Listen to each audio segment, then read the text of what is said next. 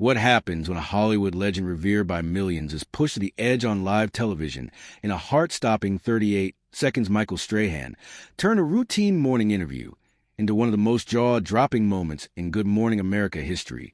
This is a raw, unfiltered story of how Morgan Freeman, a titan of the silver screen, reached his breaking point, walked off the set, and left a stunned audience, a scrambling host, and a nation buzzing with disbelief. Buckle up, because this moment will go down in television infamy as a clash of egos, a lesson in respect, and a masterclass in dignity under pressure.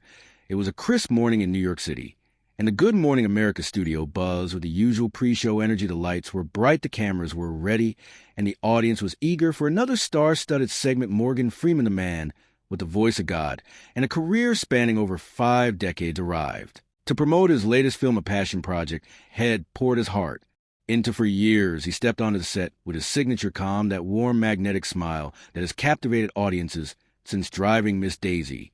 He shook hands with the hosts Michael Strahan, Robin Roberts, and George Stephanopoulos, exuding the kind of effortless grace only a legend can. Everything felt perfectly normal. The stage was set for a classic celebrity interview, but in just a few minutes it would all unravel in a way no one could have predicted, leaving the studio in chaos and the internet ablaze.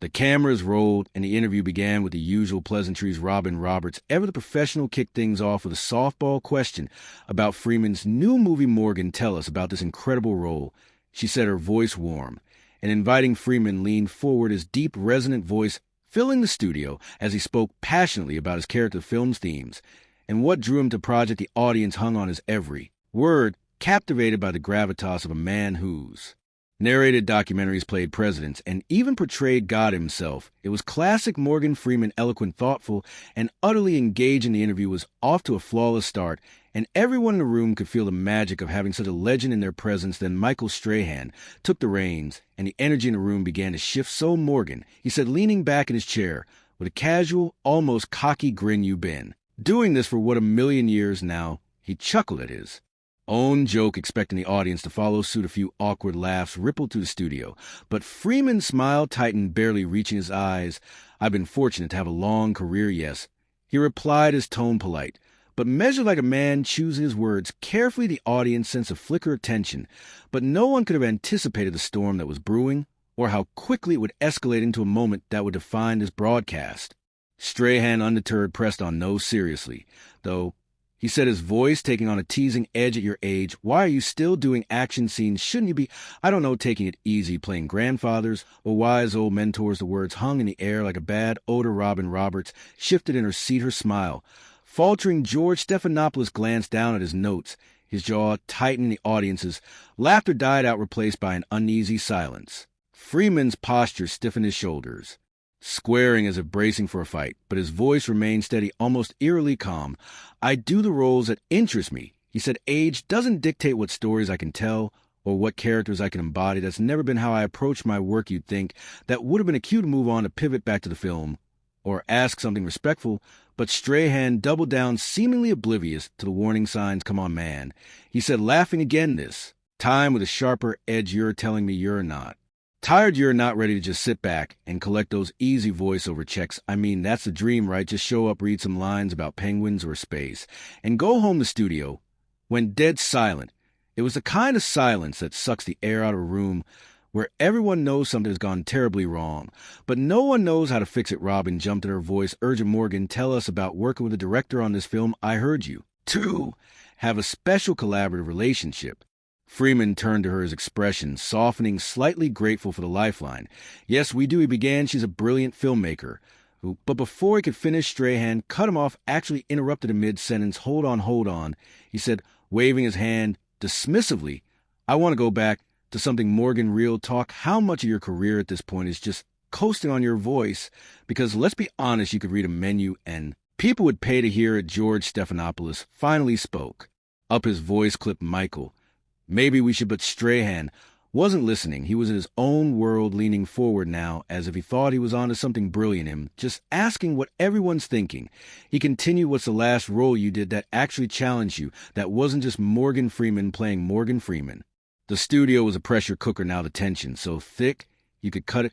With a knife, Freeman's hands, which had been resting calmly on the armrest of his chair, gripped the fabric tightly, his eyes, usually warm and twinkling, turned cold as steel.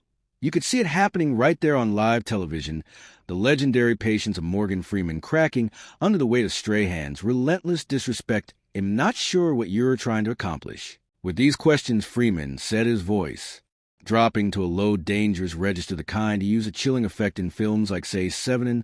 "But I came here to discuss my work, not to be condescending about my age or have my artistic choices diminished." Strahan, instead of backing off, seemed to lean into the tension, as if he thought this was a kind of spicy moment that makes for viral TV him just having conversation. He said, throw his hands up in mock innocence. "This is what we do here, real talk, honest questions. I thought you could handle it." That last line, "I thought you could handle it," was like pouring gasoline on a fire. You could see the moment Freeman made his decision, his expression shifted not to anger, but to something far more. Devastating disappointment, a deep-bone, weary disappointment in the man sitting across from him that spoke volumes. Without a single raised voice, Robin tried to intervene. Again, her voice, desperate. "Morgan, please, would love to hear more about," but Freeman held up a hand, silencing her with gentle but firm gesture. "No," he said quietly, his voice cutting through the studio like a blade. "Let's address this directly." He turned to Strahan, his gaze unwavering. "You invited me here under the pretense of promoting my film. Instead, you spent the last several minutes questioning my relevance, mocking my career choices, and generally displaying a level of disrespect I didn't anticipate from a professional morning show." The studio was frozen. The crew behind the camera stopped moving. The audience held its breath. This wasn't a playful interview gone slightly off track. This was something raw, something real, unfolding in real time on live television. Strahan, for the first time, seemed to realize he might have gone too far. "Look, man, I didn't mean," he started, but his voice had lost its bravado. He sounded defensive, caught off guard. Freeman shook his head slowly. "You absolutely meant it," he said, his tone calm but unyielding. "Every question was designed to diminish, to make me feel less than, and I'm unclear on why you felt that was appropriate." Strahan tried to laugh it off, that nervous chuckle people use when they know they've screwed up, but don't want to admit it. "Come on, Morgan, you're being too sensitive." He said, "This is just how we do things here at entertainment. It's banner." That word, sensitive, was the final straw. Freeman stood up right there in the middle of a live broadcast. He stood, his movements deliberate and controlled. The microphone pack clipped to his belt, pulled the wire taut, and a sound technician rushed forward to disconnect it, but Freeman was already removing it himself, his hands steady despite the electric tension in the room. "Entertainment," he repeated, his voice carrying across the silent. Said, "You think disrespecting your guests is entertainment. You think belittling someone's life work makes for good television." He placed a microphone on a chair and looked directly at Strahan, his eyes piercing. "I've been interviewed thousands of times by everyone from high school journalists to the most respected names in media, and I can honestly say this is one of the most unprofessional experiences I've ever had." Robin stood up, her hand reaching out. "Morgan, please, we can reset. We can start over," she pleaded, her voice thick with genuine remorse. You could tell she was mortified, caught in a situation she hadn't created, but couldn't fix. Freeman gave her a sad smile. "Robin, you're a class act. You always have been," he said, "but I'm not going to sit here and be disrespected on live television while everyone pretends it's acceptable because it makes for dramatic content." George Stephanopoulos finally found his voice. "Mr. Freeman, on behalf of Good Morning America, I apologize. This should never have." But Freeman was already walking away, his footsteps echoing in the stunned silence. The cameras kept rolling, capturing every moment of this unprecedented scene. Crew members parted to let him through, their faces a mix of shock, anger, and embarrassment. One camera operator perhaps instinctively followed Freeman as he crossed the studio floor, documenting the quiet power of his exit. Strahan sat frozen, his face a mix of confusion and dawning horror as the reality of what had caused sank in. Robin sank back into her seat, her hand over her mouth, eyes wide with disbelief. George looked directly at the camera, his voice strained. "We're going to take a quick break," he said. "We'll be right back." The screen cut to commercial, but the damage was done. Morgan Freeman, one of the most beloved and respected figures in Hollywood, had just walked off Good Morning America, and it was entirely because of Michael Strahan's reckless, disrespectful line of questioning. Chaos behind the scenes of Fallout begins. As soon as the cameras cut to commercial, the studio erupted into chaos. Producers stormed onto the set barking orders. Assistants scrambled phones, pressed to their ears, trying to manage the fallout. Strahan sat at the desk, still seemingly unable to process what had just happened. Robin turned to him, her usually warm demeanor replaced By Icy Fury, what were you thinking? She asked her voice low.